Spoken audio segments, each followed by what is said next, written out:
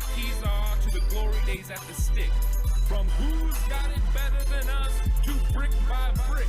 It's always the 49ers way, from off-season to game day. Yeah, we talk back. It's the 49ers cutback.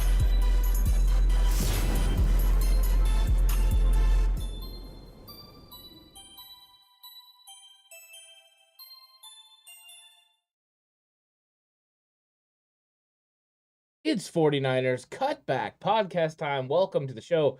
News update Q&A. So, of course, if you join in and you have a question, go ahead and leave it in the chat, and I'll try to get to it. But 49ers are back at it today. Of course, everything is backed up a little bit because of the 49ers schedule this week, Monday being the game. We have a different schedule for the 49ers overall. So they were back at practice today. That is good news for the 49ers, and Kyle Shanahan spoke with the media about it. So there were some revelations about everything that's going on in San Francisco and which players are healthy, which players are going to be back. Of course, he also had to talk about the lip reading situation, which I'm sure everyone is just on the edge of their seat waiting to hear about. But let's go over their schedule a little bit. Of course, they had Wednesday, they had the day off. That's normally what happens on Tuesday. So Wednesday, day off. Today, they practiced they had the press conference for Kyle Shanahan and also Brian Schneider, the special teams coach, at 12:40. Practice at 1:48. Tomorrow, the practice is at 12:58. After practice, so sometime around 2:30, DeMeco Ryans going to have his press conference. And then offensive line run game coordinator Chris Forster will have his press conference. To be honest, that has been my favorite one so far, is Chris Forster this year. He has become my Mike McDaniel. Last year, I loved watching Mike McDaniel's pressers. This year, it's Chris Forster. Just so much information. Then, of course, they put the cherry on top that session with Jimmy Garoppolo's press conference. I'm sure Jimmy will get more questions about the lip reading situation. And then they're practicing on Saturday, which they don't normally do, but they have a Monday game, so they're backing things up, so it feels the same. They're going to have a 12:18 practice. And then afterwards, it's a walkthrough, so it's real quick. It's just a little over an hour, and then Kyle Shanahan is going to talk to the media. And then, of course, on Monday, they play the Rams at 5:15. So that is the schedule right now.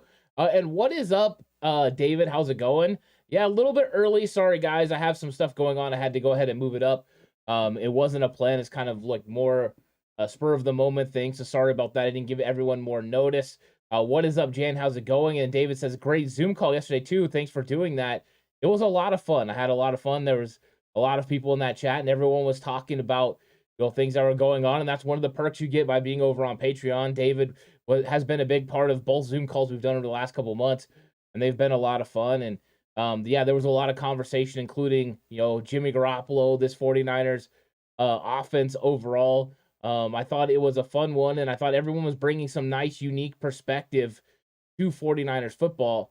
And I always like hearing what other people have to say, even though I have my own ideas and opinions.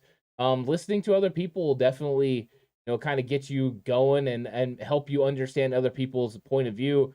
I think that can help you grow. So, yeah, it was a lot of fun. I had a lot of laughs, a lot of good moments, and that was fun. So I'm looking forward to more of those. Dan says, going great, bud. Good to have the fishing season done. Good to be back in civilization.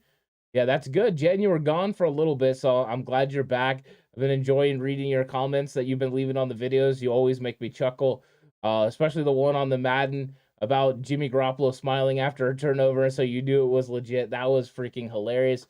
That made me laugh. So the practice schedule's out, and then Kyle Shanahan spoke to the media. Now, it wasn't a long interview process.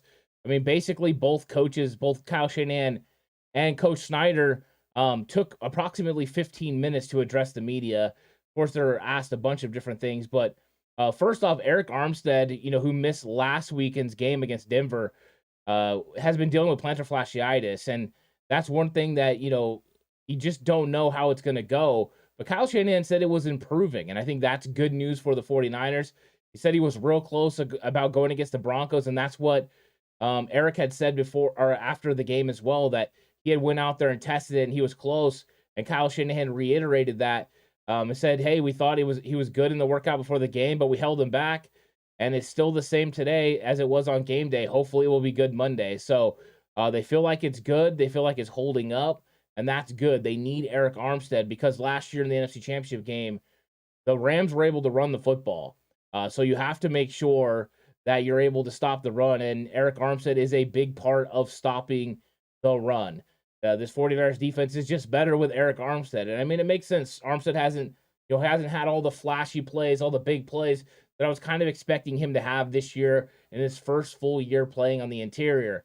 But if you have the injury on that, it means he's probably, been struggling with that against Chicago, especially in those conditions, and then against Seattle. So hopefully he'll be, kind of more healthy than he has been and able to make an impact on the interior. So Jan is saying Hufanga, that button, Cutback crew. I really appreciate that. And then Jan says Baby Goat Purdy will start in 4 games. Whew, that's bold right there. That is very bold, but Jan says it starts in the trenches, and you are not wrong, my guy. And I saved that just for Jan. So Kyle Shanahan, had to discuss some of the other players as well. Of course, they don't have an update on Trent Williams. Trent Williams is going to be out 4 to 6 weeks.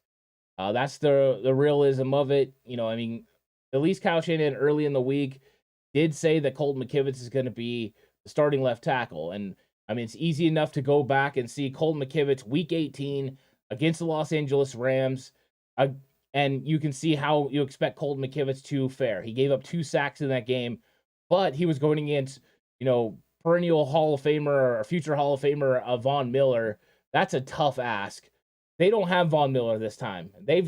Von Miller moved on, and they added a different All-Pro player in Bobby Wagner, but Wagner plays a different position. That's good news for the 49ers. Is Wagner going to help stop the run a lot better? Yes. Can he cover running backs out of the backfield better? Yes. But Von Miller added that edge presence on the opposite side of Leonard Floyd that you don't have now. So the Rams are lacking a little bit, and that's good news. But one thing I found that was interesting when I was doing my research for the scouting report video that I'm going to be putting out over on Patreon is in the first game in Week 10, Jalen Moore was the starting right tackle. So Niners haven't had a starting offensive line, when they felt was their starting group against the Rams in a long time. Last year, it was Jalen Moore at right tackle. Then in Week 18, it was Colton McKivitz and Tom Compton at the tackles. Then in the NFC Championship game, it was Compton again. So it hasn't been the full array of guys yet. The 49ers have still found ways to win, or at least in the NFC Championship game, be very competitive with the opportunity to win. So I think that's good news as Kyle Shanahan can scheme it up to be able to kind of take some of the pressure off. I think that at least makes me feel comfortable. There's just something about the way Kyle Shanahan goes against Raheem Morris and Sean McVay's coach teams. He just understands it now. Morris adjusted every single week from Week 10 to Week 18. The NFC Championship game, there was constant adjustment from him. And I think that is part of the reason that the 49ers offense fell off a little bit week in and week out. And Kyle's got to figure out how to counteract that. But I think he can do it. No, I really do. Jan says, get those You're Not Wrong, My Guy tees. I started working on them, but I haven't finished it yet, Jan. So I will let you know when I get that out. And then Jan says, Stafford going to get arm fatigue in the third. I wouldn't mind him not being able to throw later on in this game because, it's kind of difficult when you're going against these players, of the Rams. I mean, they have some really, really good players. So you just got to consistently work on it and you got to consistently get better. But Kyle Shanahan, he knows what they're going to be without, and being without Trent Williams is a big deal. You were able to win once before without Trent Williams. I think that's got to make you feel a little bit better. The fact that you can win with a guy like Colton McKivitz at left tackle, I think is nice. And thank you so much, LZ, for subscribing to the channel. I really, really appreciate that. Thanks so much for joining the Cutback crew. And of course, if you have something you want to add in chat, go ahead and I'll make sure to read it. We'll have a fun time with it. But let's go back to Kyle's comments because there are other things. Of course, he noted that Ty Davis-Price, Azeez Al-Shire, Tyler Kroft, and Ross Dwelley won't practice. Dwelley is day-to-day with a rib injury. So Dwelley has the potential to play. The other 3 are for sure out. Azeez Al-Shire is out 6 to 8 weeks with a MCL sprain. Ty Davis-Price and Tyler Kroft are out for probably 3 to 4 more weeks, depending on how that goes. Kroft has the knee injury, and Price has a high ankle sprain as well. Kyle's trying to prevent, they said the 49ers are trying to prevent from putting any of these guys on IR. So not having them IR is important. Now, the good news is that offensive lineman Daniel Brunskill is back at practice. He is limited, but he's going to work at guard and center. And then Shanahan noted, which, I mean, I love that he noted it, Brunskill can play any position along the offensive line. So it's more of, we got Brunskill, he can do whatever. The question is, where is Brunskill going to end up playing? I think that is a big question. And then a 49ers Classic comes through with how involved in the offense will Mason be? One interesting thing is actually that's a part of my wow, that's bold for the game preview show that's going to come out later, is in that I talk about the fact I think Jordan Mason's going to have an impact in this football game. I think Kyle Shanahan wanted to get him involved in the series in which Jake Brendel and Jimmy Garoppolo had the exchange problem. And I think that was a real issue for that drive. I think that was his time to shine. And after that happened, it kind of changed the way the game needed to be played. It was a turnover that gave the Broncos field position in 49ers territory and just changed the game overall. But I think they were going to get him involved. He had just had that nice carry for 7 yards off the outside. So we'll see. I think that is something I want to see, is Jordan Mason getting more involved. I also kind of expect to see a little bit of Marlon Mack too, now that he's had a couple of weeks in the system. We're going to see both of those guys get some opportunities. And Kyle Shanahan told Greg Papa in an interview last week that they do on MSNBC before the game, he kind of talked about Tevin Coleman and that he expects to see Tevin Coleman at some point during the season. And it didn't seem like it was, maybe it was inevitable. So we'll see when that ends up happening. But right now, the 49ers should give some carries to Jordan Mason. They did a variety of different guys against the Rams over the 3 matchups that they had last year, from Elijah Mitchell, Jeff Wilson Jr., Debo Samuel. Like, they did mix it up a lot, including Kyle Juszczyk. Hopefully they do something similar with Mason, because I think if they can get this run game going and Kyle can be bullish about it, it would really help this 49ers offensive line. Colt McKivitz is a really good run blocker, and I think you could take a lot of pressure off of him, but also off of Mike McGlinchey, because McGlinchey struggled a little bit against Denver. Now, those are really good guys on that edge, but definitely would. David Campbell says Brunskill sees Donald and wants to stone him. It's so funny, right? This is the week Brunskill would be available to come back as against the Rams. I think that's going to be a key for the 49ers, is locating Aaron Donald play to play, finding him, and then being able to execute double teams, take him out of the play, using running backs and tight ends to help double, to go ahead and wham block him. Anything you can do to slow down his penetration, to keep him off balance, I think that's going to be a key. Another thing that was key in the matchups last year was Jimmy Garoppolo's snap count. He was able to get the Rams defensive line to jump off multiple times in each game. I think that's something to monitor as well. Hard counts seem to work as they're wanting to be really aggressive and push a physical style against the Niners, because the Niners have been more physical against them in recent memory. So I think that is something to watch as well. Shylock says, bye week is week 9. What do you think our record will be? Well, I think they can beat the Rams. That makes us 2-2. And then I think they can beat Carolina, Atlanta. That puts them at 4-2 through 6. So we got, after that, I think we got Kansas City and then the Rams again. 7-8. Yeah. So I think if they split one of those, I think, 5-3 through the first 8, I think is realistic for the 49ers. I mean, they could even do better than that, but I think 5-3, because I do think beating the Rams and then beat at home and then beating Carolina and Atlanta are definite possibilities as they make that East Coast swing. That next couple weeks, they always tell the NFL to put 2 games together on the East Coast, and they did it with Carolina and Atlanta, and those are winnable football games. And then you just got to beat either Kansas City or the Rams again at home. I think it'll be more difficult to beat the Rams at home. Kansas City is coming to San Francisco, but the defense could look better. You could also have Jason Verrett. You could have Jimmy Ward back. I think those are going to play pivotal roles too, but I think that would be kind of the realistic 5-3. Sounds about right. And what's up, SG? How's it going? SG says, will Jimmy Garoppolo have over under 255 passing yards versus the Rams? I would say under. Jimmy, I don't think it's going to be much under, but I think 200 to 230 yards is kind of where I see Jimmy Garoppolo's numbers being consistently through this year, because there is an importance on running the football. And if Jimmy goes close to 300, you really have a good chance to win the game, because that means you're able to spread them out and fire it. And the way Raheem Morris attacked, Kyle Shanahan's offense in that NFC Championship game with 6 and 7 guys along the line of scrimmage. You get 6 and 7 guys with most quarterbacks in the NFL. You're like, okay, we're throwing the football. But the 49ers have a little bit of a line issue. They have some guys that are still learning, getting better. And then they also have to be able to have time to get the ball down the field. And we know where Jimmy's successful. But if they can find key matchups using their personnel groupings and formations to get matchups that they like, just like they did against the Denver Broncos, where you get, Debo Samuel on a linebacker, you get George Kittle lined up on a linebacker. Those are situations you can take advantage of. Also, if these teams are going to leave their corners on the outside and not move them. Now, we know Ramsey normally moves, but if you're going to have a situation where you can put Kyle Juszczyk out wide and they're going to cover him with the corner, that means your slot receiver is going to be open. So there are certain ways to manipulate getting guys open in the right areas, and I think that's how the 49ers go about it. So I think that's what it will. And then SG says, will Brandon Ayuk have over under 80 rushing yards? He's going to have under 80. I mean, Brandon Ayuk, come on. Yeah, I don't think that he's going to have more than that. And I'd seen that I missed a couple questions, so I'm going to go back. But 49ers Classic says, will Ray take over some of Debo's wide back roles? I think they might need to do that occasionally. But right now, with all the attention being paid to Debo Samuel, I would continue to use Debo Samuel, but only run someplace to keep him honest, and then the rest use him as a decoy. And then use Ray McLeod, Brandon Ayuk, and Danny Gray to run reverses and counter plays that go back the other way.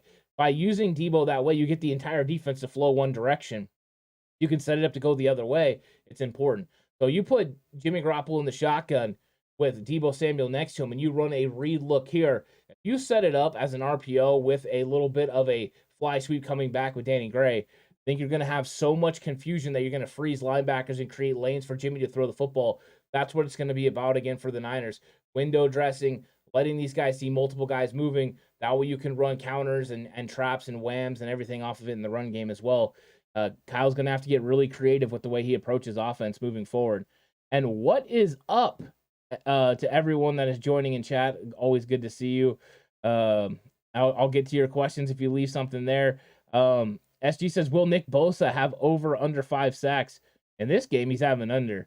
That's not close. He's gonna get his, but Great One says Drake Jackson breakout game. Now, one thing that's interesting about Drake, because I love that, by the way, Great One, is I think Drake Jackson needs to have even more time when they have athletic quarterbacks. Him, Ebukam, and Bosa on the field together, they have the speed and athletic ability to be able to get after quarterbacks. I think you saw that. Now, I love Kinlaw, and Kinlaw did such a good job of getting in the backfield against Russell Wilson.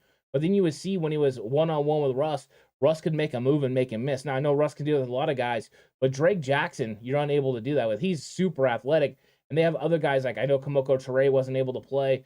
He has a personal matter, but they have athletic guys for that reason. Going to more of a NASCAR package, especially against quarterbacks who can escape in those situations, I think are going to progressively go in that positive direction for Drake Jackson. He's getting more and more snaps, and his athleticism is going to shine.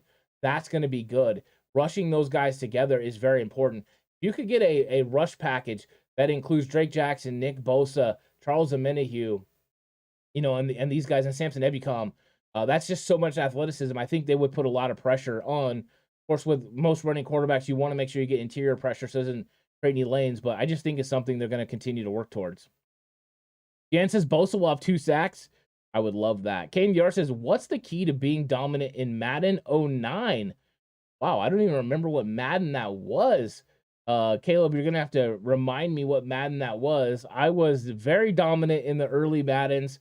Madden 2004, Madden 2005, 2006. But I'm trying to remember Madden 09. I used to be pretty good at all those games, but yeah. And that was LZ that subscribed earlier. Sorry about that. It looked like Jay-Z in the font. LZ, thank you so much for the subscription. Great One says, 49ers cutback. Do you think Niners should take a look at free agent running back Mateo Durant, 4.3 speed? I love the speed. I think that when it comes down to it, the 49ers are missing that speed element right now. Elijah Mitchell was going to provide that, but with him being injured, they are missing speed. Now, Marlon Mack's got a little bit, but how is he looking coming off the Achilles? But besides that, right, they have no other speed on their team. So I think you're right. They could take a look at it. I like the 4.3 speed. I think part of the reason the offense has changed for the 49ers over the last couple of years with Jimmy Garoppolo is I think they were transitioning away from Jimmy to Trey Lance, so they wanted to get more big, powerful, physical running backs for the style of play that they were going to have. But those speed guys like Raheem Mostert and Matt Breida and Tevin Coleman, they were able to stretch the defense when you ran those outside zones. And what happens, those linebackers had to flow out. So then when you would run those boots, that edge rusher wouldn't stay home on Jimmy Garoppolo, but would collapse down, because if he didn't, it would leave a tremendous void for those running backs to be able to cut back.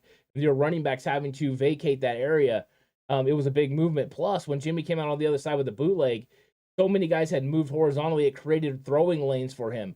That was a big part of their offense in 2019, and that hasn't been there because they don't have that speed element. That's why I think Raheem Mostert was important for the Niners last year. Then he got hurt. They needed that speed element still with Jimmy Garoppolo to be able to run that outside zone. That's why Elijah Mitchell ended up being the running back they needed to go with Jimmy. This year they expected it was going to be Trey. It didn't work out, but they've already transitioned to a running back room built for Trey Lance as quarterback. So it's a different style of offense that they're kind of employing. SG says, what are your top 5 keys to victory for the 49ers against the Rams? I don't know if I have a top 5. I would say watch the game preview show. I go over the keys to winning that game. That's going to be coming out later, so check that out, and you can get all the 5, the not 5 reasons, but the top reasons why. Dan says, Kevin Givens is bowling out. He had himself a really good game. The line stunts that Chris Kasarik and D'Amico Ryans were dialing up was helping put these guys in good situations, but Kevin Givens played pretty good against the run, and that's good news. He needs to hold up, and especially if Armstead's not healthy. Givens, Hassan Ridgeway, they are playing out of their minds. That's what you need. The defense played really good, so yeah, I'm with you. Shylock says Jimmy's ceiling is reaching the Super Bowl. I'm fine with that. A few plays away from winning it in 2019, Jimmy is fully capable. Yeah, I don't think they're not capable of winning games with Jimmy Garoppolo at quarterback. I think this defense could be the best defense Jimmy's played with, which means with the defense being that good and the special teams being much improved, you've improved 2/3 of your football team. Just need the offense to be able to play at the 2019 level or close to, maybe even the 2021 level, which I don't think was as good as 2019. And I think you have an opportunity to win. You're that close. So, I mean, you do have the opportunities, but the team has to play really well around Jimmy Garoppolo. And then he just has to get comfortable and elevate his game, because the game he played against the Broncos is not winning football. You can't turn over the ball, number one. And number two, you have to make the right reads. But they've already proven that they can win with Jimmy Garoppolo at quarterback. They just have to figure out ways how, because these teams are coming up and saying, you're not going to run the ball. So, Jimmy, you're going to have to beat us with your arm, and they have to figure that out. Let's see. SG says, who do you got between the Dolphins and Bengals on Thursday Night Football? I'm going Dolphins. I'm riding with Mike McDaniel. I like the way he's doing things. The Bengals have had some struggles. What I will say, though, is I'm looking very much forward to seeing the white tiger uniforms from the Bengals. Those things look fantastic. I love that the NFL's letting them change the helmets now. Finally, that's what we really needed. So, yeah, that's where I'm going with that. And Ken York says the Madden with Brett Favre on the cover. I'll have to go through and check it out. I think I actually still have it, KNDR, so I'll look and I'll see what I can find out about it. I mean, a lot of the ways that I won was using I ran the football a lot, used some play action off that, and then I played a certain defense and overload blitz out of quarters and moved to certain guys around. You could always get free rushers, so that's kind of how I handled it. SG says, oh, and what's up, Mr. Corey? Sorry, I missed that. How's it going? Welcome to chat. SG says, when will head coach Kyle Shanahan be placed on the hot seat? Not anytime soon. He just lost his starting quarterback, and he had Jimmy Garoppolo there. If they make the playoffs, there's no hot seat. There's no hot seat until he doesn't make the playoffs with Trey Lance and establish Trey Lance as quarterback. So, I mean, if he completely tanked this year, we could probably talk about it. I just don't see that happening. You have a championship caliber defense, so I don't expect him to tank. So Corey says, Aaron Banks continues to make me look smart for picking him as my breakout offensive player. Banks has played well. On the film, he seems to get more comfortable. He's going to have a huge matchup this week against Aaron Donald. But, yeah, I mean, Banks has done a pretty good job in his first year starting. I think the 49ers are optimistic about the interior offensive line. I think the weak spot so far has been Brendel. But Banks and Burford have done pretty good, which, I mean, for the future, that's good. That's good news for the 49ers. And, Colton McKivitz, a 5th-round pick, he looked a lot better last week than he has in the past. So, development is there. You got to give props to Chris Verster that he understands how to develop offensive linemen. and they're doing a pretty good job. So, yeah, Banks is working out, which I love. Jan says Niners were an INT away from playing in the bowl last year. They were.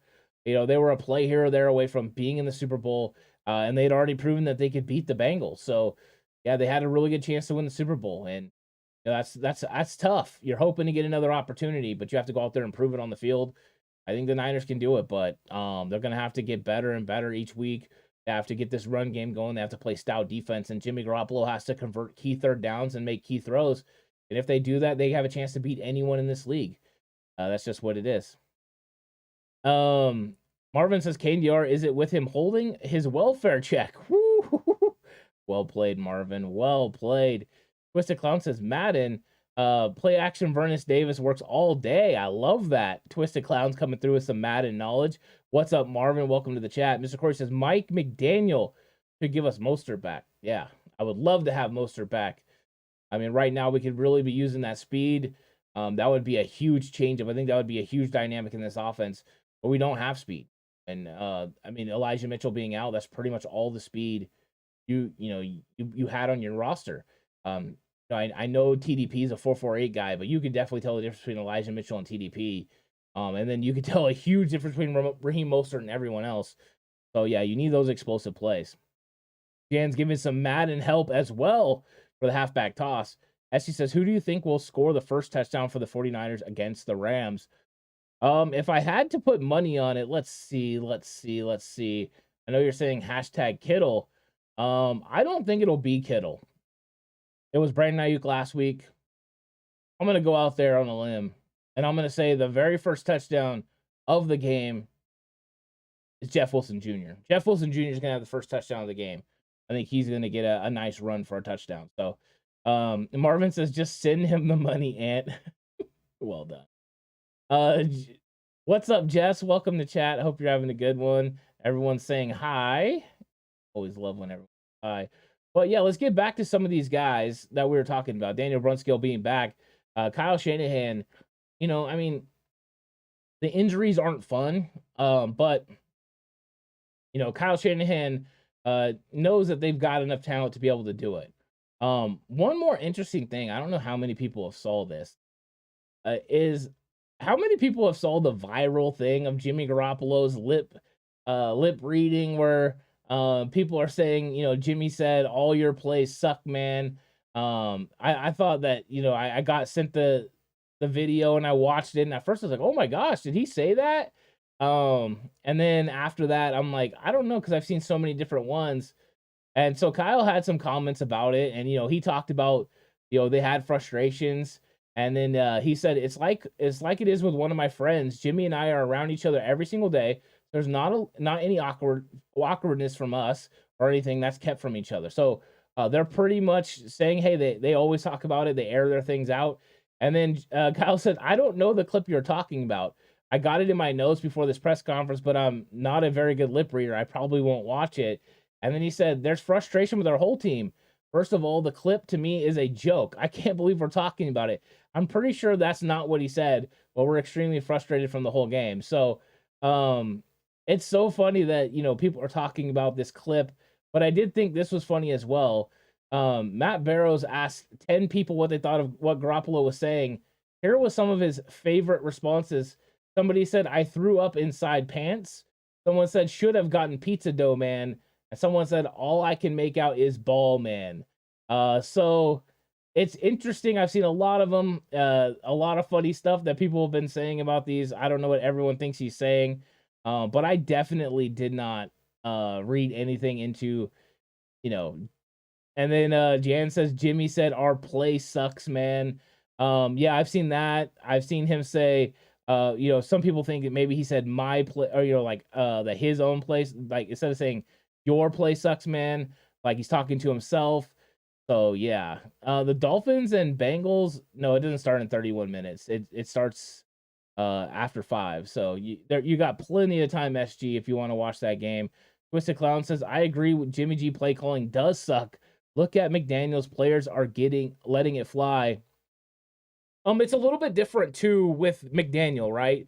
For a couple of reasons. Number one, McDaniel has tremendous speed with Tyreek Hill and with Jalen Waddle that takes so much pressure or put so much pressure on a defense just to account for them every play. Plus, the running backs you have tremendous speed as well. He went in there and built around speed. Tua is finding open receivers, which is good. But with all things, these defenses are going to learn how to adjust to McDaniel as well. But he's really smart. He's going to figure this thing out. I think that they're a good football team. I like Mike McDaniel, but they have different weapons. They're built different ways. They're going to approach games differently. I know some of the plays are going to look similar. Some of them are going to be attacked similar, but Tyreek Hill is a lot further along than someone like Danny Gray. Jalen Waddle is tremendous. I mean, he's an elite talent. So I get what you're saying, though. I mean, sometimes the play calls can be frustrating, but a lot of it is lack of execution. It really is. It's a lack of execution. Great One says we should have drafted Isaiah Pacheco if we knew we was gonna resign if we weren't gonna resign Mostert. I loved Isaiah Pacheco. I think he ended up going to Kansas City out of Rutgers. I really liked him. I thought he was a good running back. I was definitely in on that. In fact, in a lot of our mock drafts, I would take Isaiah Pacheco. So I get that. I think that what Kyle was trying to do was move to a different style of running back, a more physical. Of course, Isaiah Pacheco is definitely big enough to play physical. But I think he wanted a certain type of back to pair with Trey Lance and the way that they were going to approach offense with Trey Lance at the helm, especially in the near future.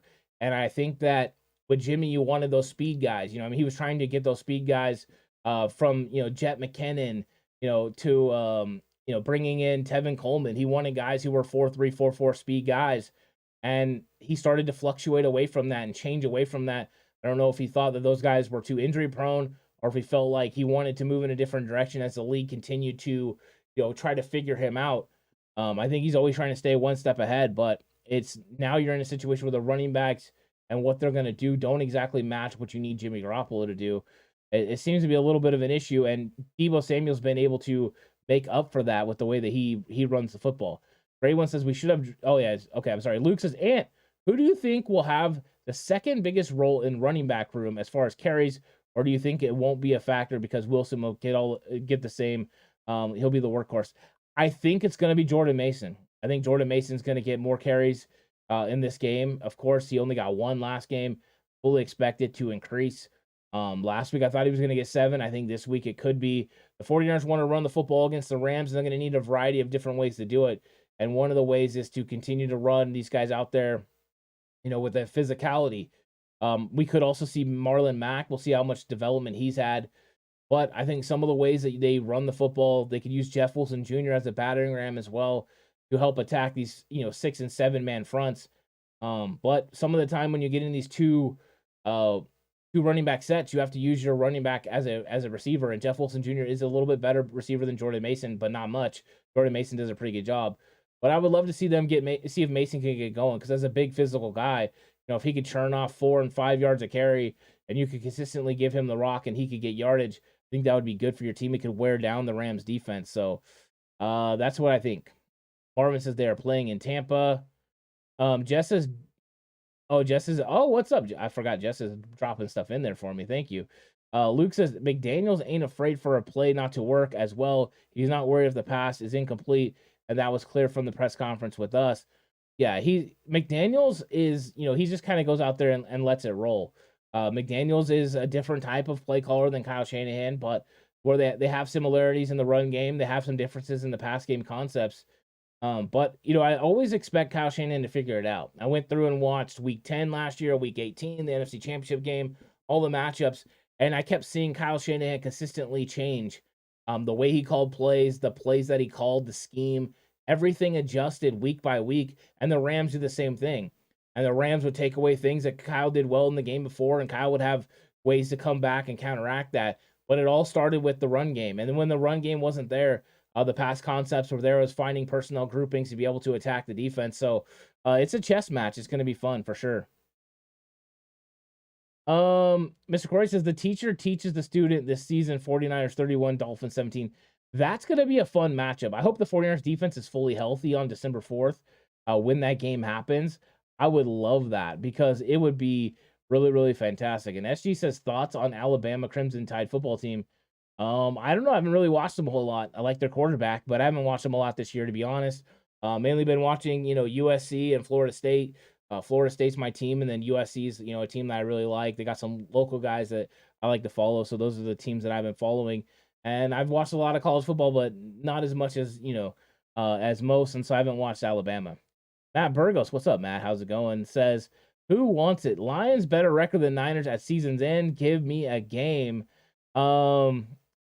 Maybe. I mean, we'll see. We'll see what happens overall.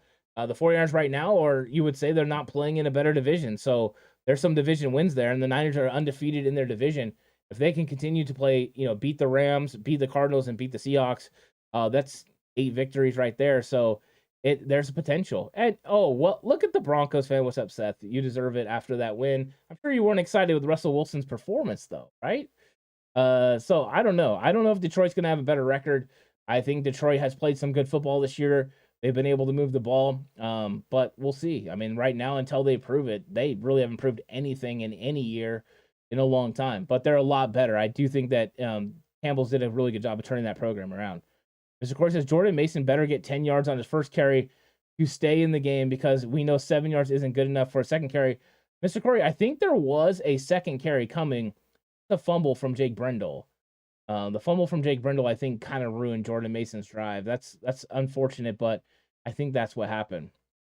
So I look for Jordan Mason to get some opportunities, but you just never know with Kyle Shanahan. I didn't expect him to go with Jeff Wilson Jr. for the entire time. I really didn't. But he did. And Jeff Wilson Jr. got a ton of carries. It's not uncommon for Jeff Wilson Jr. to get a bulk of carries, so maybe. Marvin says, so tell me, Seth, Detroit, really? Come on, man. Yeah, I'm not sure. I'm not sure about the Detroit one, but I like when when Matt comes in here, he's stirring it up a little bit, having fun with everybody. But I mean, when it comes down to it, the Niners just need to win football games. And the way they're going to win football games is by, building this offense around. Did you just come with, I'm sorry, that caught me off guard. Matt just came with Detroit is statistically better at the moment. Statistically, who cares about statistics?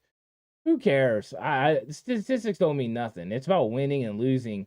And I don't care about statistics. Yeah, you might score. You don't even play the same common opponents. Like that's just crazy. Come on now. That is freaking hilarious. But no, I don't think statistics matter at all. They never will. They never mattered to me as a coach. They don't matter now. It's about play on the field. It's about execution. If you execute, you're going to win football games. I don't care if you win every single game 14-13 or 10-0. Winning's winning. So that's what it's about.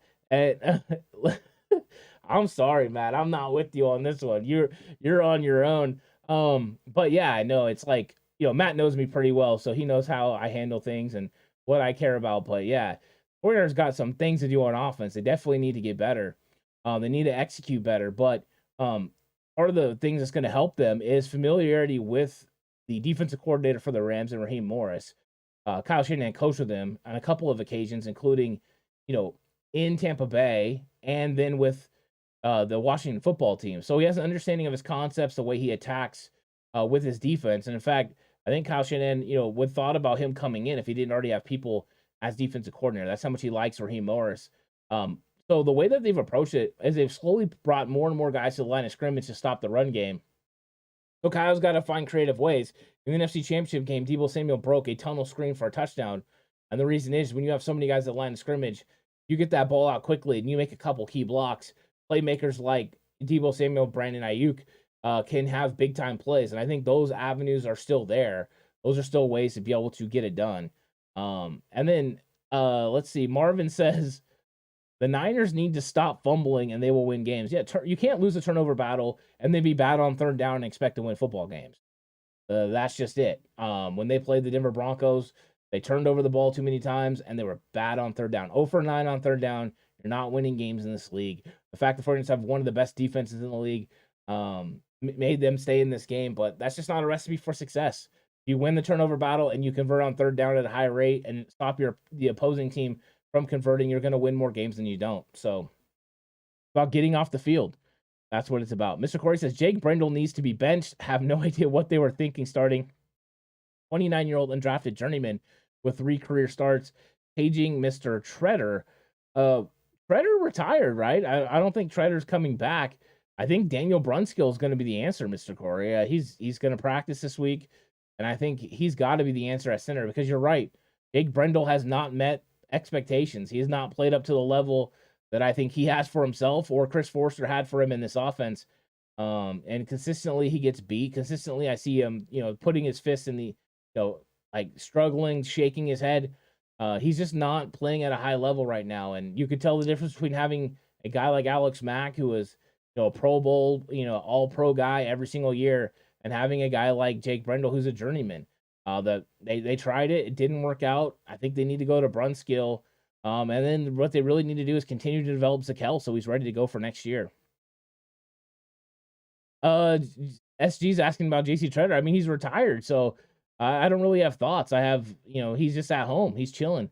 Matt Burger says, is there one signal the Niners have this year that tells you Niners not on track? Key win, performance, trade, etc. The thing that changed was the offense. The offense went from playing with Trey Lance under center, and the way you were going to attack offense is knowing that you were going to have 11-on-11 football. What it did was freeze different guys. So the way defenses were playing him, because he could sit there and control guys and make sure guys stayed home because of his threat of running the football, but also he had the threat of the vertical pass down the field and the threat of throwing outside the numbers. So he made defenses cover more grass, so it was more spread out. With Jimmy Garoppolo, everything gets kind of brought into area. So you're in basically a 18-yard box from hash mark to hash mark, about 20 yards deep. And so it changes the way you call offense because Jimmy Garoppolo doesn't freeze defenders. It's not 11-on-11 football. Things change. And I think, against the Seattle Seahawks, Warriors were able to kind of get back in there and just start rolling. But as we got into, a game where a team was able to prepare for him and a defensive coordinator that was with the Rams that understands how to attack the 49ers, it just made a lot of sense that they were going to have some struggles. Not to mention Denver's probably a top, 10 defense in this league with some really good edge rushers. So I think right there, that changeover, it wasn't going to be as smooth as people thought because there are different pieces. The way that Kyle Shanahan was planning to attack was different. Now he has to get into a different mold and find more creative ways to use Jimmy Garoppolo instead of what he had with Trey Lance. And I mean, that's a big change. 49ers Faithful Mom says, how many INTs will the Niners have against the Rams? Hopefully a couple. It would be nice for Talanoa Hufanga to come up and come up with another big-time play to create an interception, but they had opportunities to create multiple turnovers in the game against Denver, and they did not capitalize. You need to capitalize on those, and I think if they do, you're definitely going to give you an opportunity to win. So hopefully it's at least one, but I would take multiple if we could get it. Sean says, Aloha Faithful. What's up, Sean? How's it going? Always nice when Sean is in chat. Marvin says, that fumble by Wilson at the end of the game made me throw my shoe against the TV. Yeah, there were some bad ones. There were some really bad ones. Luke says, they moved some of the Trent's money around. Do you think there's a guy they'd have to work a trade for or sign at left tackle or center? Why did they do that? Or did it just in case to be ready? It could be to make sure. I think they had like a little over $3 million. Of course, you like to keep more money than that available. They could have done it just to have, operating money for the year in case something comes up. It could be because they plan on moving guys up and down. The amount of guys that are coming from practice squad to active roster, that money also plays into it, I'm sure. But there could be a move out there. You know what I mean? It could. They probably got a few guys that they're looking at. If Armstead's injury was serious, I thought Ndamukong Suh was a possibility, but now it seems like Armstead's going to play, so they probably won't make that investment. So, I mean, could there be a move out there? Yeah, it could also just be bookkeeping stuff. We'll see. I mean, we'll see how it ends up playing out. Sean says, I think Brendel maxed out his ability at this point. Yeah, I think that's the consensus, Sean. It's been a real struggle for Jake Brendel. I was trying to give him, the benefit of the doubt. I thought Daniel Brunskill was playing better than him most of the time in training camp. Brendel and Brunskill both had snap problems, but Brendel over the last 2 weeks has created 2 turnovers. He had the snap off his butt where Ross Willie picked it up against Seattle that ended up forcing the 49ers to have to go for a field goal instead of a touchdown, and that gets blocked in return for a touchdown. And then in this one, he snaps it late. The snap doesn't get to Jimmy Garoppolo's hands, and then it's a fumble the Niners are unable to recover. Those are things you can't have happen with centers. And, some people are saying, well, maybe it's because Brendel hasn't worked with Jimmy Garoppolo, I would believe you, except for I went to every single day of training camp and saw Jake Brendel have this problem with Trey Lance as well. So this has been a consistent issue, and it's not like with Alex Mack last year was like soggy bottom. That's not what's going on here. Dan says Verrett and Jimmy Ward coming back soon. Defense going to be ultra stacked. Yeah, they should open their practice window next week, which means that Verrett and Jimmy Garoppolo, that Jimmy Ward and Jason Verrett can come back anytime within the next 3 weeks. That would mean they could come back against Carolina, Atlanta, or Kansas City. I would think Kansas City would be the most logical as far as you could really use them in that matchup. But we'll see. I know Jason Verrett's supposed to have been ready. Like, he's just sitting, chomping at the bit to come back, and then Jimmy Ward's still working on getting right. Seth says, Jeff Wilson keep getting the same volume of carries. Can't risk a flop on my fantasy squad. I think he's still going to get the bulk of the carries until Elijah Mitchell gets back.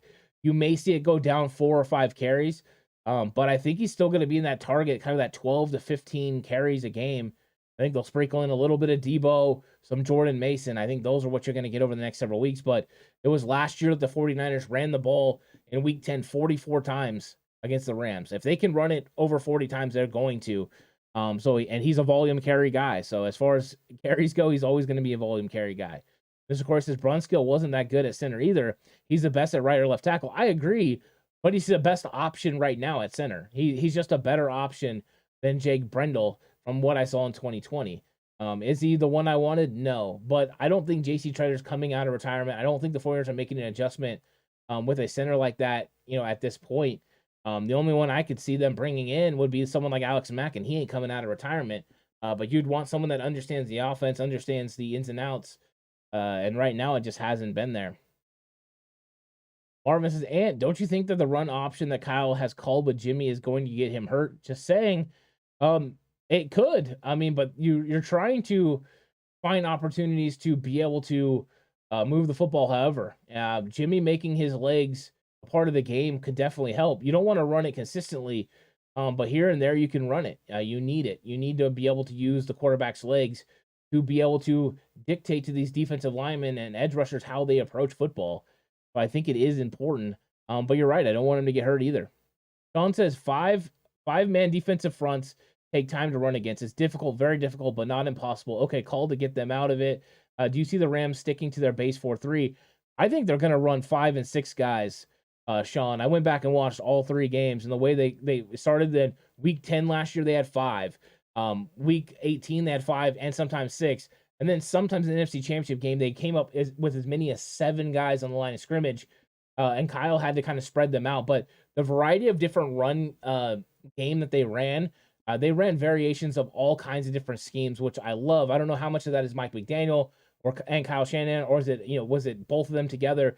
I mean, but they literally ran wham, power-o, trap. They ran just straight power. They ran ISO. I mean, they just completely did it. And then what they were doing to these edge rushers when they were running the 5-man front early on was they would have a tight end or tackle engage with that outside linebacker, and then have a running back come in motion and be in a running start and help hit them and push them out, creating that void in the defense to be able to run the ball inside right there off tackle. That was kind of the way they approached it early. And then as the Rams adjusted, they went back to running a similar look, but then running a counter out of it. So he would get the ball, but then go back the other way with a pulling tight end or offensive guard going the other way, and run behind him that way. It was a very good concept. When they came to the next game, both teams had adjusted, and then it was a different scheme. So I don't know exactly how they're going to approach it yet. I'm still formulating that. When I get to my What's the Game Plan episode, I'm going to put it on there. But I've been doing my scouting report video that's going to be over on Patreon. So yeah, I've been getting in this pretty deep. And it's a fun one. I mean, both these teams, the coaching staffs, they're really good. And their adjustments are very fun. I like that Jansen Stafford's always good for a couple of INTs. He has against the 49ers. The 49ers have picked him off pretty consistently in the 3 games where he's been the quarterback of the Rams. Luke says, I'm actually rooting for Detroit. I like watching them play for sure. And we always root for the underdog, but not watching the Niners. I like watching Detroit as well. I have no problem with the way Dan Campbell goes about his team. I think they're kind of cool.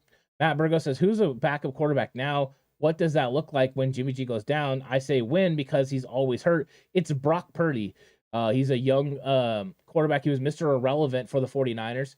And Brock Purdy, I mean, he showed out in the preseason. He made the roster. He made the 53-man roster, which is tough to do. They didn't plan on keeping 3 guys. But he's got no fear, tremendous guts. Is the arm strength there? No. Sometimes he struggles with that, but the guy doesn't think he can't make any throw, which I kind of like his confidence. So I'm a fan of him. I want to see how he continues to develop, but we'll see. Twisted Clown says, will we see more than 12 points this game? Scoring points for the Warriors, not defense either. Yeah, I think we're going to see more than 12, but I don't think it's going to be high scoring either, Twisted Clown. I think the first team to 20 will probably win the game. I think the Niners need to get to 20. They need to establish the run game, but the NFC Championship game ended 2017 Rams, and I think we can see something similar as far as score. I think the 49ers can get to 20 points this week. I think they can score enough points because of the familiarity, but it's going to have to come to creative run game, trusting Jimmy G when they spread it out to be able to take advantage of the matchups, and Jimmy G recognizing the defense he's going against. I think those are going to be key. But we'll see. I mean, you just never know. But the Rams defense isn't as good as last year, so that is at least a good sign. No Von Miller makes it easier for the 49ers to be able to have time to throw the football. Matt Burgo says if the Niners score on D, they'll beat the Rams. Yeah, I think so. Let's see. Sean says, hoping we get the big boys up front to attack the Rams front 7 and get after them. Get Mason, who is a physical back, running the rock. Yeah, and that's why I think we could see some Jordan Mason in this game more than we've seen before, is the physical nature that you want to approach the Rams with. The Rams have talked about this before. They believe the reason they were getting dominated for a while was their physicality in the way they approached the game, and the 49ers just outplayed them physically. They punched them in the mouth.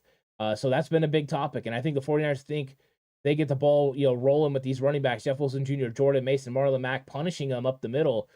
They could probably, turn this thing around, because I believe the Rams are going to come out and try to stop the 49ers on the edge early on in this game and leave a little bit of areas to run in the middle. If they do, the 49ers have to be able to take advantage of it, and that means getting bodies onto Bobby Wagner. I mean, that's a major improvement over Reeder last year at the linebacker position, but you just got to continue to go in there and execute, and it's going to be all about execution, all about creativity, because you want to get these guys' eyes going one way, go the other, or just get them thinking. So I think window dressing will be a part of it as well. We'll see. Sean says Loki was pounding the table for Creed a year ago. And then, ouch, Matt, calling Jimmy G glass. Come on, man. John Paul says, if we made a huge trade hypothetically at the deadline, what position do you want? I'd say quarterback or another offensive weapon. I don't think they'll go quarterback for the mere reason you have Jimmy Garoppolo with his accelerants and stuff. He's going to make some money. And I think you feel comfortable with him there. Now, if he got hurt, you could potentially see that. I just don't know what quarterback that would be. As far as a weapon, would love to bring in a weapon. Just who's going to be available? Who do you have healthy? Because I think the 49ers feel pretty solid with their 5 wide receivers that they have. So maybe a running back, but Elijah Mitchell's going to come back at some point. I think it's interesting. I don't know. I mean, they could make a move. They did so when they had Emmanuel Sanders. So maybe they would make a move. We'll see. And if they did, it would have to be a splash. They'd have to make something happen for sure. Sean says, I have not seen a wham out of us yet this year. I would love to say get it going and knock Donald into retirement. Yeah, the wham is there. That was something that was consistent last year in their matchups using George Kittle and Kyle Juszczyk.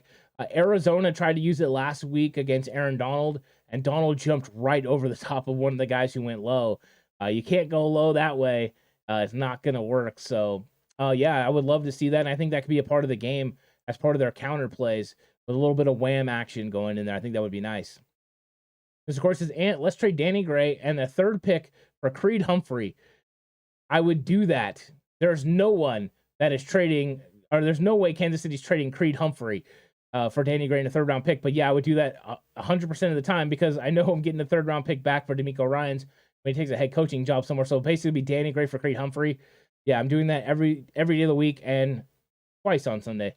40-Yard Faithful Forever says, damn, I'm late. What's up, Ant? How's it going? Welcome to chat. Yeah, you're a little late. It's okay. You're here. Mr. Corey says, Tevin Coleman will get way more carries than Mason. That's Kyle's secret son. The way he talked about him, it's potential. What's up, Ernest? How's it going? There's potential. He told Greg Papa Tevin Coleman was likely going to be a part of this roster at some point. So you're right. Warriors Faithful says Patterson ate the Rams defense up. Can't wait to see what our running backs. I can't see why our running backs can't. It's going to be a little bit of a different matchup because they're going to absolutely load the box against the 49ers. Jimmy Garoppolo is going to have a loaded box. He's going to have 9 guys in that box, 8, 9 guys every single play, depending on how the 49ers can go ahead and spread it out. So we'll see what happens there. Marvin says if Tevin Coleman gets more than 3 carries, they will carry him off the field with an injury. Talk about made out of glass. I don't think Tevin Coleman is going to be active for this game. I think he could be a little bit down the road, especially if we get Carolina, Atlanta. But let's see. Hopefully Jordan Mason just makes it so that's a mute point. That Tevin Coleman just sitting on the practice squad. But Mason's got to get it rolling, and hopefully he can. I know he's only had 1 carry, but there's something that they're not seeing in practice to give him more opportunities because Deommodore Lenoir wasn't getting many plays in the game, but he was showing out at practice, and he got to start over Samuel Womack. So there's opportunity to earn it. Just got to go do it. So let's see if Mason can get those opportunities. 49ers Classic said, Ant, how do you rate the Rams safeties? That's a weakness. That's Taylor Rapp and those guys. They're not as good. That's part of the reason they brought in a guy last year off the street for the playoffs because they had to make sure they had somebody that could get it done. And that was a big change in the game. Weddle made some big plays in the NFC Championship game for the Rams that helped beat the 49ers. So I think safety play is a problem for them, which means matchups with George Kittle and with the speed of the 49ers. You can catch these guys on double moves. You can catch them peeking in the backfield and take advantage. So that is definitely a weakness of the Rams defense. Great one says, what's the deal with Poe, Zakelj, and West? West is not in the league as far as I know. So he's not even anywhere. Zakelj is on the active roster, but has been inactive for games. He is a complete developmental player. They're working to get him ready for 2023 to be the starting center, I believe. That is something I've believed for a while, and that's what he is. And then Poe is on the practice squad, continuing to develop to get better, but he's not good enough to be on this 53-man roster right now. So that's what's up. And what's up, Ernest? How's it going? Russell says you can time Coleman with a sundial. Not enjoying Coleman, even though Coleman ran, I believe, it was a 4.4. But yeah, Coleman has been. Thanks so much, Matt. I really appreciate it. Thanks for chiming in. Always enjoy when you come through. So always good to hear from you. And thanks for the congratulations. I appreciate it. 49ers Faithful Forever says the more Coleman touches the ball, the more likely we are to lose. Unless we play him against Carolina, right? 2019 against Carolina, he goes off, tears them up. Well, we got another Carolina game coming. Maybe we need Tevin Coleman for that one. I'm just trying to have some fun. But I think Coleman is a nice, security blanket just in case. You never know. You might need him just in case somebody gets hurt. The way running backs have been going, having someone that understands Kyle's system. At least you're not bringing someone in off the street that doesn't understand what's going on and what Kyle wants. I think that's important. I mean, I know Tevin Coleman hasn't been somebody that a lot of people like, but I always did. I had no problems with him, getting 3 and 4 yards of carry. I'm kind of one of those old school ones that as long as you're getting 3-4 yards of carry, I'm okay with it because you're going to set up third and manageable, and then a lot of times you're going to convert. So I didn't have a huge problem with it. I wish he could stay healthy more consistently because he did get hurt, especially at the end of 2019 and 2020. But I kind of like having him on the practice squad. I feel more comfortable with it. Sean says, do you think we go back to 2019 where Coleman pounds the rocks for a few plays, finding the weakness in the defense and letting Mason and Wilson expose them? I don't think it'll be with Coleman. I think it would be with Jeff Wilson Jr. this time, and then kind of what you're talking about, Mason and Marlon Mack exposing them. So they could go back to a 3 running back rotation. I think they would like to go back to running the outside zone, but the way these defenses are kind of approaching it is making it more difficult. You're going to have to find creative ways, and I think the easiest way to do it is actually spread them out and let Jimmy Garoppolo throw the football. But Jimmy's got to prove consistently he can do it. That's the first way. After that, you've got to figure out ways to get the defense to move so that way you can create run lanes. So you got to use a variety of different motions. You got to pull different guys. You've got to do a lot of things. It can't be a straightforward offense. You got to go to old techniques, try to outman them on certain sides the way Seattle does. So there's ways to approach it, but it's tough. Arnold says, you're right, Ant, but Mason needs to get in to do this. You're right. They do need, he does need game reps. I wanted it. I wanted 7 carries from him last game, and it didn't happen. But I'm not seeing him at practice either. I'm really not. I'm glad he's on the football team, and I'm hoping he's going to get more. Luke says, I said out of the games up to point this out, I thought the game versus the Rams was Mason's best chance to get work outside on special teams because we like high carries versus the Rams straight into the teeth. Yeah, they like to, especially if the Rams come out and they play more of their guys out towards the edge. So the way that you're breaking down when you're looking at a defense, if the defense is spread out amongst the front, you got lanes in the interior to run the football. I don't care if there's 8 guys in the box, there's still lanes to run the football. If they're more in tight, then you have lanes on the outside, depending on exactly where the bubble is in the defense. The bubble is anywhere you can find a hole, and it has to be a large enough hole to be able to attack. In that situation, you can create run lanes. So that's what Kyle's continually trying to find and develop. One way you can do that is manipulate the defense, make them think you're going one way, and it creates a hole somewhere else. The other way is just it's already there, and then you take advantage of it. Kyle just has to figure out how to consistently do that. It just makes it more difficult when they have 8 and 9 guys in the box, but you still can do it. Mr. Corey says, Kyle said Coleman would have played against Denver, but the altitude would have affected his sickle cell trait. That's a bum is playing against the Rams. Maybe he'll play. We'll see. I mean, he does like him, but they did choose Marlon Mack over Tevin Coleman. Tevin Coleman was a part of that workout, and they chose Marlon Mack. So let's remember that. John Pohl says, is it possible that Purdy, with his cerebral feel for the offense, that he could give us more than a version of Jimmy? I know it was preseason, but I don't think so. From everything that I saw from Jimmy Garoppolo, I think Jimmy Garoppolo is still a better option than Purdy, but I think Purdy's continuing to develop, but he's still going to make some mistakes as well, and he was going against complete vanilla defenses. I wonder what would happen if they started disguising defensive, bringing pressure. I think those are all things to consider, John, but I mean, I don't dislike Purdy. I like him overall. Russell doesn't believe that Coleman ran a 4.4. That's okay, and maybe it was 2012. We'll see. Mr. Corey says, outside the Panthers and Vikings games, when Coleman has done absolutely nothing as a 49er, but you named 2 instances in which he did something, and he did some really big things. So there you go. 49ers Faithful says, does everybody else hold their breath when you see Jimmy throw a pass out of the screen? I don't. I've had that happen with quarterbacks, don't get me wrong, but I don't for whatever reason with Jimmy. I did a lot with Jeff Garcia. I don't know why. I like Jeff Garcia, but Ziggy says, hey, thanks, Ant, for being the voice of reason. No one thinks Jimmy was good in any way, but I mean, you can't put everything on him. You're right. You can't. I mean, Jimmy has to understand, right, that he had some struggles. Understanding that he did some things right, he did some things wrong, that's consistent. That's what it was. Jimmy had bad plays in the game. Everyone knows it, including himself. But, you just got to find ways to help him, get more comfortable with the offense, find ways that he can be more successful using his traits that he has. He does have good traits. The quick release is there. The understanding of when to run the ball and when to pass, depending on what the box looks like and what the defense is presenting, he can do.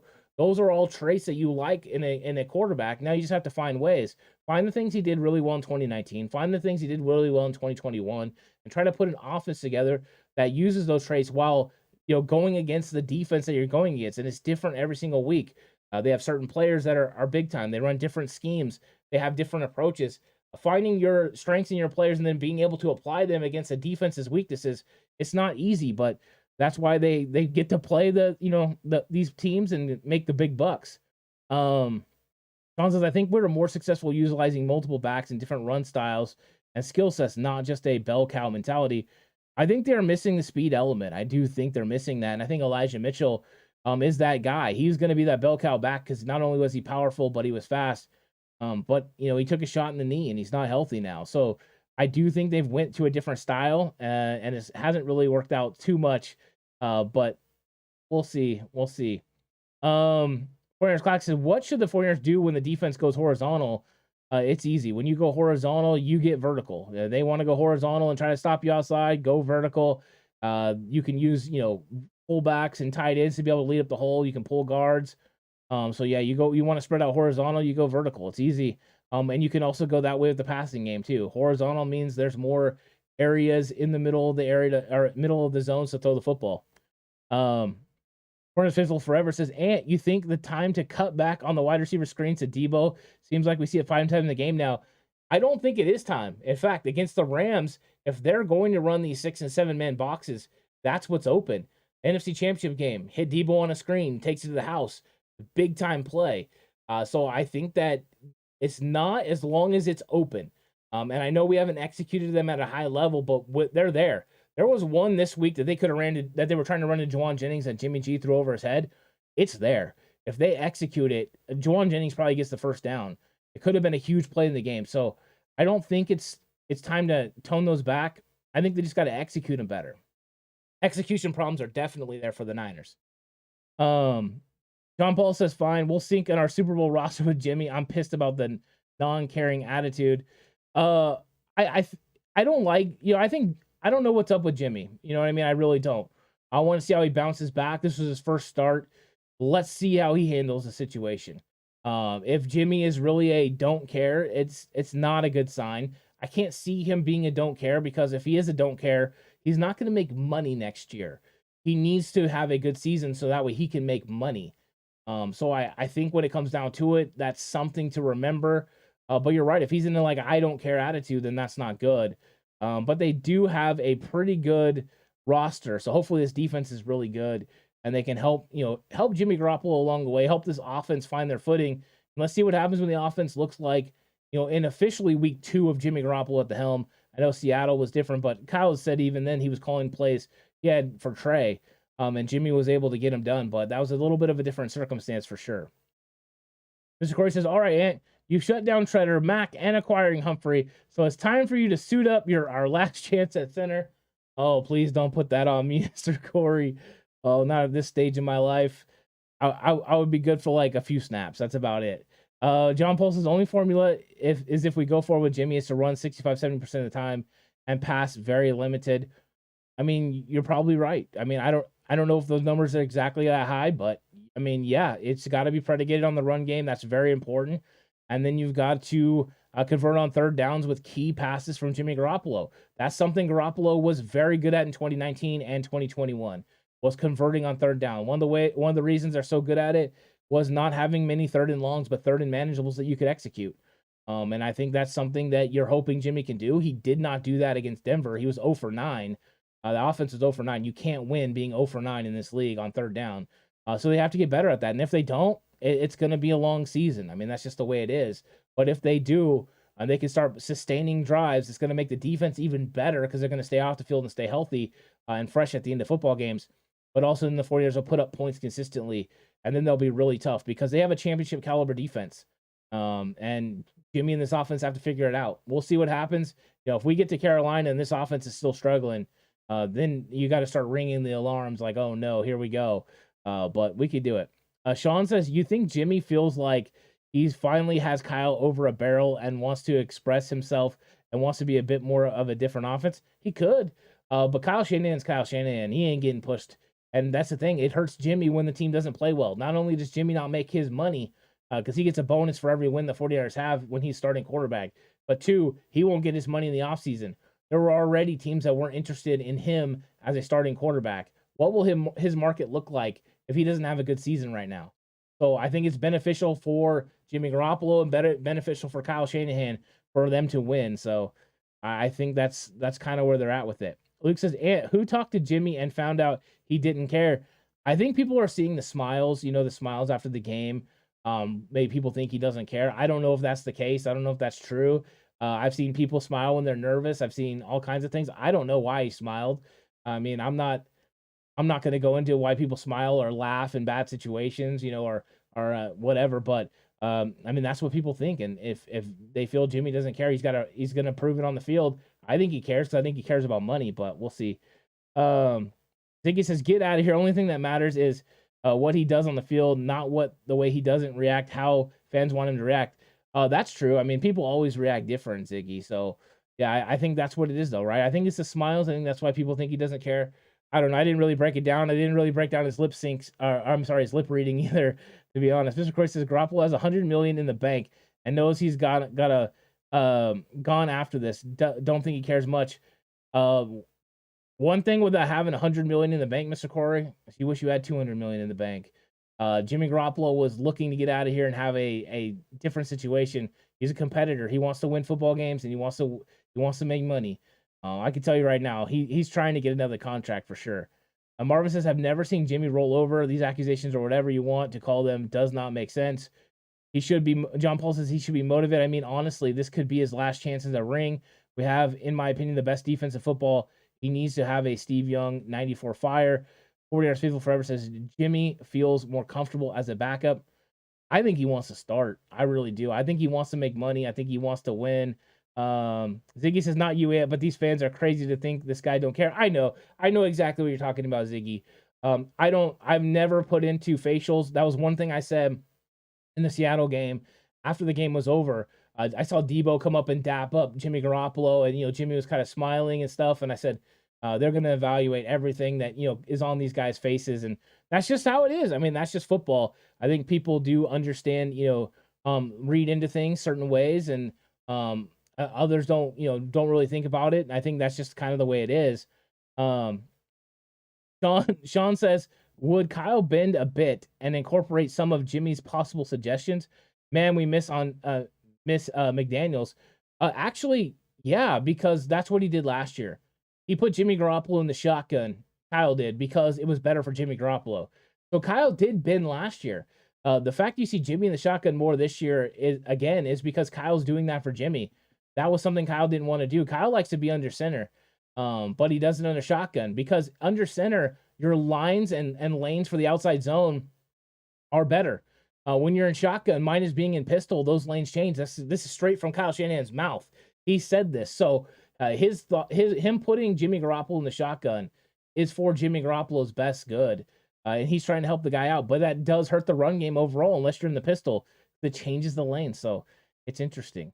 Luke says, so are we saying Debo doesn't care much because he's smiling with the Bronco player after the game? I don't know. I mean, that's one of those things. But guys, I'm up against that really fun conversation with all of you. I have to go ahead and get out of here, but chat was awesome. You guys are fantastic, like always. I don't know what I would do without the Cutback crew. Thank you guys so much for joining me for this. Pay attention all week. We're going to have the game preview show coming out, cover 2 with Warren, what's good with Jay in the Bay, and then the game plan video. Also, if you're on Patreon, check out what's going on over there. The scouting report video will go up here pretty soon. I'm going to have that coming out. And also, you can check out 40 Yards Face Off and Slightly Offsides. Thanks, everyone, for watching. Really appreciate it. What a great conversation. Great perspectives. Even though we don't always agree, we have great discourse about it, and I love that. So thank you guys for joining. Have a good Thursday night football. Enjoy the game. Thursday night, enjoy the football game, and stay safe. And remember, the right way is always the 49ers way.